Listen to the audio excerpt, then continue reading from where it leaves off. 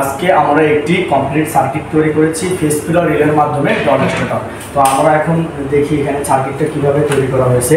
তো সেই ক্ষেত্রে আমরা তিনটি ফেজের জন্য তিনটি সুইচ ব্যবহার করেছি এবং তিনটি ম্যাগনেটিক রিলে ব্যবহার করেছি।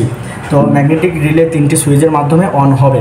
এটা অন তিনটি সুইচ যখন অন বা তিনটি ম্যাগনেটিক রিলে যখন অন হবে তখন একটি আউটপুট হিসেবে ফেজ পাবো এখানে আমরা। তো সেই ফেজকে ফেস ফিলার রিলের মাধ্যমে নিয়ন্ত্রণ করে ডল স্টার্টার কমপ্লিট করে ম্যাগনেটিক কন্ডাক্টর অন করেছি এবং ম্যাগনেটিক কন্ডাক্টর অন করে আমরা একটি লোড সংযোগ দিয়েছি। তো আমরা এখন লাইন দিয়ে দেখি আসলে কি হয়। আমরা লাইন দিলাম, দেওয়ার পরে এই যে একটি ফেজ অন করলাম, একটি ম্যাগনেটিক রিলে অন হয়ে গেল। আরেকটি ফেজ অন করলাম, ম্যাগনেটিক রিলে আরেকটা অন হলো। আরেকটা ফেজ অন করলাম, আরেকটা ম্যাগনেটিক রিলে অন হলো। প্রত্যেকটা ম্যাগনেটিক রিলে অন হওয়ার পরে আমাদের এখানে আউটপুট চলে এসেছে এবং ফেস ফিলার রিলের মাধ্যমে এই পাশে চলে এসেছে।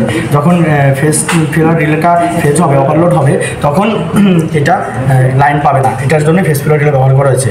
তখন আমরা ডল স্টার্টার কমপ্লিট করেছি, দেখি ডল স্টার্টার লোড চলে, আবার অফ করলে অফ হচ্ছে।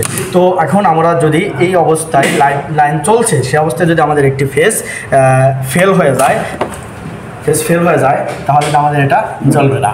তারপরে যদি আমরা সেই ফেজটা আবার সংযোগ দিই তাহলে এটা আবার জ্বলবে।